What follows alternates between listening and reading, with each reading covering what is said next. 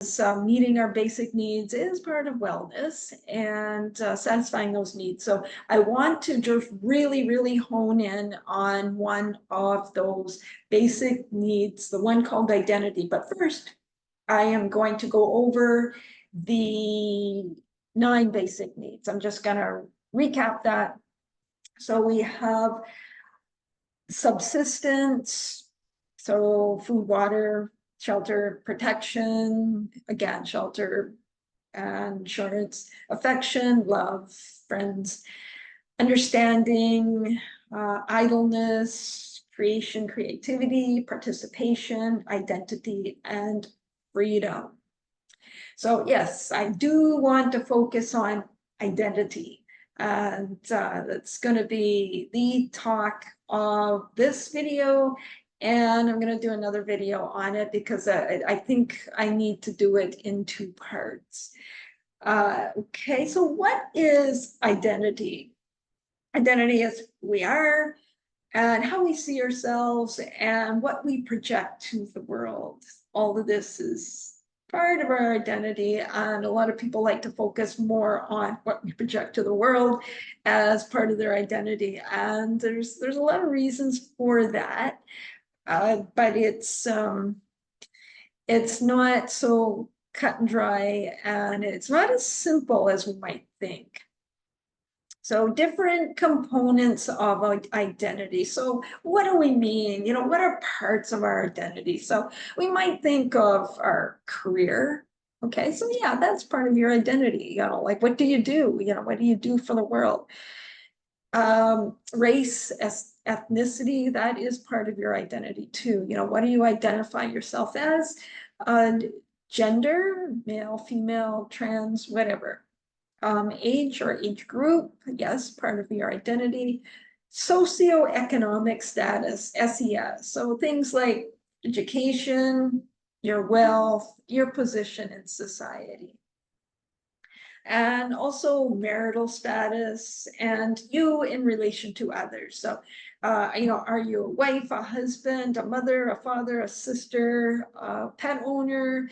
You know, what are you in relation to other people? And other components of identity have to do with how you spend your life, what you care about. Are you an environmentalist? Are you a sports enthusiast? Are you a bookworm? Are you a people person? Or do you consider yourself a people pleaser? All those things are part of your identity. Sometimes we do get caught up in an identity that maybe we didn't want to have. I have been ill. This is an example. I have been ill for over a year, and I'm struggling not to make that part of my identity. But it's kind of hard because, you know, it just affects my day-to-day activity. So, you know, people who do have an illness or people who certain things about them that maybe they don't want to have it part of their identity, but it just automatically becomes that. In our Western society, we're pretty much lost. And a lot of people say, well, yeah, I'm lost. You know, what does it mean? A lot of that has to do with, you know, they don't know who they are. They don't know that a lot of their identity is just kind of gone. And why is that? We try to make sense of who we are often by buying something or molding ourselves into something we are not. And why is it that we try so hard to be something we are not? And there's a lot of people in that position. But where does that come from? Life is complex, and much of how we were raised determines our perceptions of identity as adults. So a lot of that, those feelings of identity come from our childhood. Now, this is not to make anybody feel bad, you know, as far as parents go. You know, this isn't about blaming, shaming, you know, that it's not about pointing fingers. It's just about simply trying to figure out where the source is coming from. If you've been labeled as in your family as the bad one or the smart one, it likely stuck, right? You know, you think about it, you know, you think back to when you're a kid, it's like, yeah, I brought that throughout my adulthood. And you're living your life according to what you have been told over and over. If you've been told over and over as a child, because you don't have those filters to be able to say, hey, wait a minute, that's not true, especially if your parents are telling you. So if your parents are telling you you're bad, you're bad, you're bad, you're going to have this idea that you're bad. Or you're going to have this idea that you're stupid. And some of those things aren't so flattering, and you don't want to have that as part of your identity. And now you feel like, okay, I'm stupid, and like you've lived your life feeling like you've always been stupid and there's no way around it.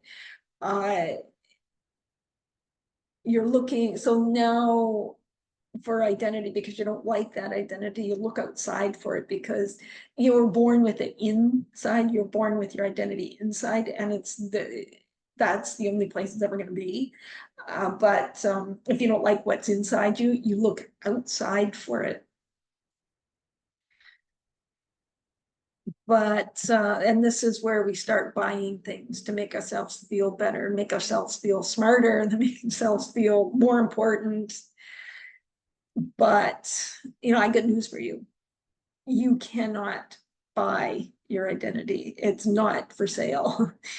And it's not something that you can get from a car lot. And it's not something that you can get from a high fashion shop or from Walmart on 1995 on rollback. Those are not places you get your identity. And those are places where people go looking for their identity. And it makes it so much easier to look in those places for your identity because of our advertisings. We've got so many corporations in the world who just want to capitalize on your lack of feeling of identity. And this is the honest to goodness truth. And so they advertise, they pay for the advertising. So we become confused. And the advertisements tell us that we can be prettier, smarter, more popular, we can be richer, healthier just by purchasing their product. They've got all the answers. If you've got a need, they've got something for it. And so that means that we just keep consuming and consuming and consuming, and nothing gets satisfied because you're not meeting that need. And so then you just leaves you broke and with your homes cluttered. But and also we think that if we purchase a certain thing, that gives us part of our identity. For example, if you buy something with a logo on it, an environmental logo, that makes you an environmentalist. It doesn't. It might communicate that. It might let other people know that this is what you are, but it doesn't make you that. And it might be a false impression as well. Just your clothes don't make you what you are. The things that you buy don't make you what you are. And I'll give you an example. You buy something out with the sustainability logo. It's like, okay, all of a sudden I'm an environmentalist. Well, it's not necessarily true, although people might see you as that, but that doesn't mean that's part of your identity. And supposing you see a young woman who's hijabi Muslim, okay, so she's got the hijab and the clothing and everything. And so you assume that she's Muslim, she's a hijabi Muslim, okay. But that does not make her Muslim. Maybe she was wearing that outfit when her parents come to visit, only when her parents come to visit. And as soon as they get on that plane and they go back home, off comes the hijab, on goes the tight jeans and the low cut top, and her hair comes down and makeup, and she's calling her friend to go and meet in a bar. So is she Muslim? I don't know, maybe she is, but she's got that image, but the image does not make her who she is. And so parts of our identity, when it comes to children, pets, yeah, they are part of your identity, but not as them being external. It's because of what you put into it. So I am a dog owner. I had two dogs. I had to put one down just recently, and that's still fresh in my mind. And we did have a cat as well. And those pets were part of my identity, not because we purchased those pets and they were in our house, like a cockapoo and a cockaleer dog. They became part of my identity because of what I put into it. I put a lot of time, a lot of energy, a lot of love. I would take them out, play ball with them. I would make sure they were fed. Well, I took them to the groomers. I took them to their vet appointments, and I spent a lot of time playing with them and cuddling with them. And so that makes them part of my identity, not the fact that they were purchased and put into my home. And if that was the case, if they were just there as a commodity, then they would not be part really that much part of my identity. But they're a big part of my identity because I love my pets. I really do. And the more time and energy that you put into the relationship, the more that becomes part of your identity. It's the same with children. Society in the West makes it easy to lose our identity. Like most of us are lost because we don't know what our identity is. A lot of us come here from other countries. We're not from here, and we don't really know our roots very well. And a lot of us, were raised by parents who didn't instill the identity in us. So we don't really know who we are. And so that's why we strive to be something we are not. First, the parts of us that we feel we know, like I'm stupid, or I'm not as good as my brother or sister. Those parts, okay, though, I know that because that's what my parents told me. That's the part of the of identity that you know, but you don't know, like where you came from or who you are or anything like that. And so we're confused. And so you look elsewhere, you look outside for that identity.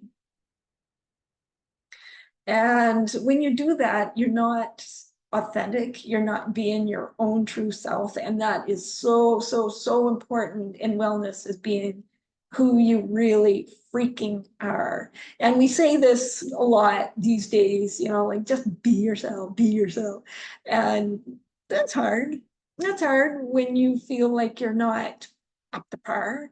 When you feel like I can't be myself because nobody's gonna like me. I can't be myself because I'm just going to disappear, and nobody's going to pay any attention to me, whatever that is. So I have to be something different. But it's so important to be who you really are. When you are who you really are, that's when you shine. And so I did a video on follow your passion, because that's the only way you can be who you really are. And after I did that video, I did a Google search, and there were so many other videos saying, don't follow your passion. And like I could spit on the screen when I saw that. It's like, what are you talking about? And so I'm gonna have to do another video on, I don't know, follow your passion to number two, because it takes, I need to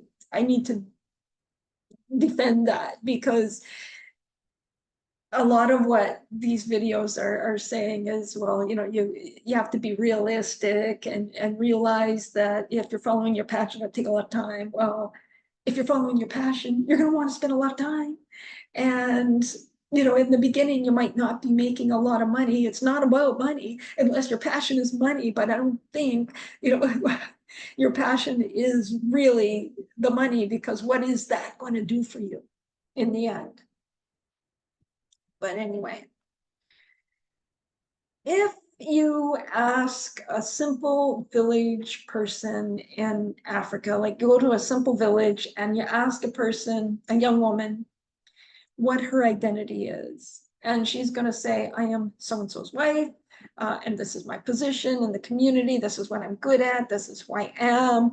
And this is who I am in relation to other people. And she's generally going to be proud of who she is. And she's going to know her identity. She's going to be able to just rattle it off, I think, most of the time, you know, because life is simple. If you go to a small community, or like a poorer type community, not in the Western world where everything is so complex, then you know your identity, you know who you are, you know what you're supposed to be doing. But here it's quite a bit different. And you know, you can be proud of who you are because you are needed in your community. Your position has a big purpose, and you know, without you, they would be struggling. And so therefore are you are needed and you are proud of that. Now, go to North America and ask a person about their identity, and they're gonna probably talk about their car,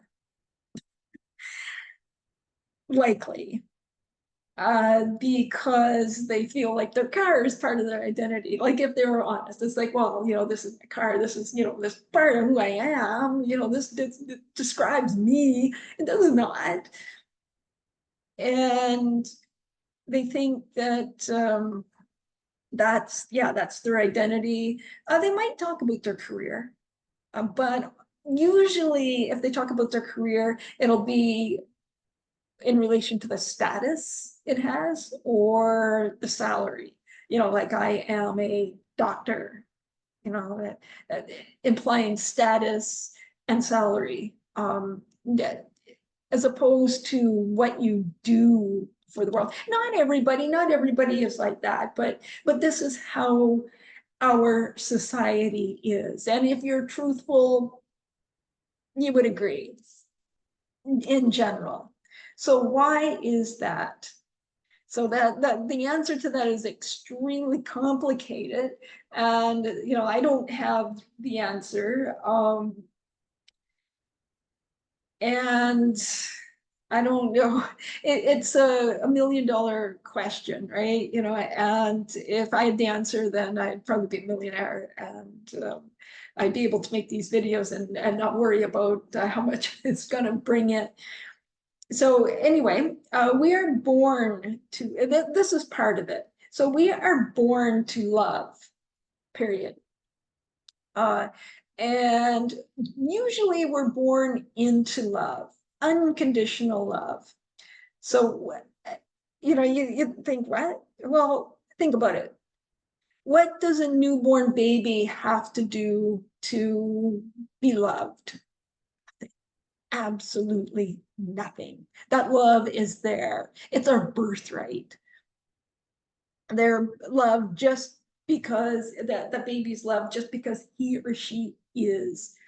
But as we get a little older, that's when things start to change. That's when mom and dad start to have expectations for you and start telling you things about, you know, maybe you don't like, but you know, they're trying to steer you in the right direction. They're trying to make you responsible. They're trying to make you a good person by, you know, get you to control your temper, for example. But maybe you have a bad temper, trying to make you not talk so much if you are a talkative person. But maybe that's just how you are.